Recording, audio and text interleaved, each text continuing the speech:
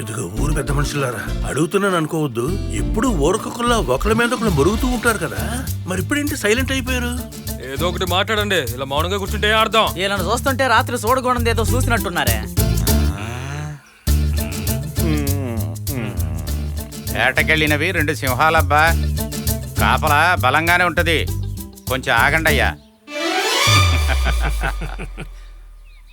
పెద్ద ఆయన కాస్త నోరు మూసుకుంటే బాగుంటది. సరే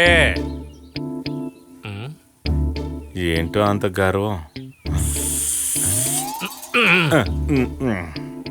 ఊరి ప్రజలారా, నాయకులు ఇద్దరు సైలెంట్ గా ఉన్నారంటే ఏదో కనిపెట్టారని కదా అర్థం.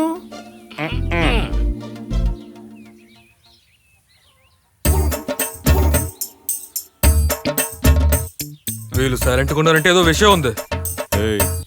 నిన్న రాత్రి మన ఇద్దరం అటు ఇటుగా ఉన్నాం కదా,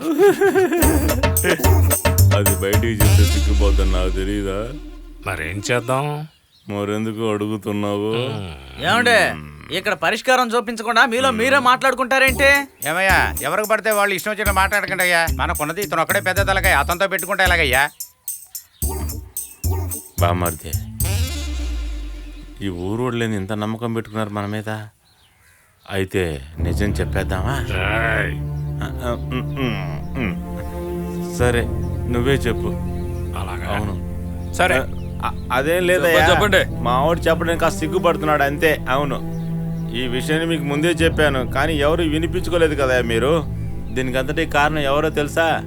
అరే, అది తెలుసుకోవడానికే కదా పొద్దు నుంచి కాళ్ళు నొప్పి ఉన్నా కూడా ఇక్కడ నిలబడున్నాము. అది ఎవరో చెప్పండి అయ్యా.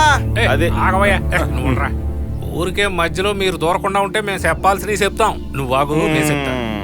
ఇలా చూడండి అయ్యా, ఆ విషయం మా నోటితో చెప్తే దేవుడికి కోపం వస్తుంది. అందువల్ల మన ఊరికి, మీకు, మాకు చెడు జరుగుతుందయ్యా.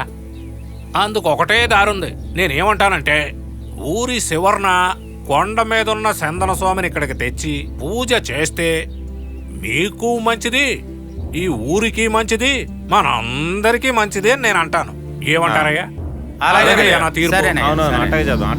అవునవును, అదే తీర్పు. అదే తీర్పు. అందరూ విన్నారా? ఏమంటారయ్యా? ఏమంటారా? అలాగే.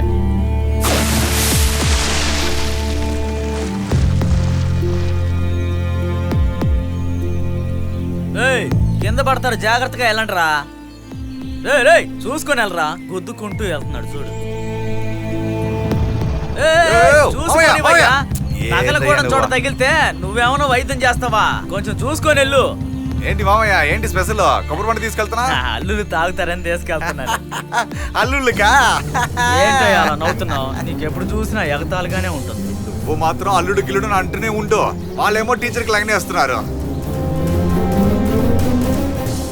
ఊరికే ఏదో ఒక పుకారు పుట్టించమాక. అరే మావయ్య, నిజమే చెప్తున్నా. ఒక రోజు వాళ్ళు వెనకపడి చూడు, నీకే అర్థమవుతుంది. ఏదో మేనమామ కళ్ళకంటున్నావని చెప్తున్నా అంతే. వాళ్ళని నేను ఊరికే వదిలేస్తానా? ఊరికే చెప్తానే ఉండకు మావయ్య. ఏదో ఒకటి చేసి ఆ కుర్రాలని మీ కూతుర్లకి పెళ్లి చేసి పెట్టేయండి. అర్థమైందా? నువ్వు చెప్పింది కూడా నిజమే అల్లుడు. బాగా గట్టిగా ఆలోచించు. అల్లుళ్ళు ఇద్దరిని మన కనుసన్నుల్లోనే ఉంచుకోవాలి. వాళ్ళ దగ్గర నుండి నా టీచర్ని లాగడానికి ఉన్న ఒకే ఒక ఆయుధం నా పిచ్చి మావయ్య. సింహాచలం కేకరా.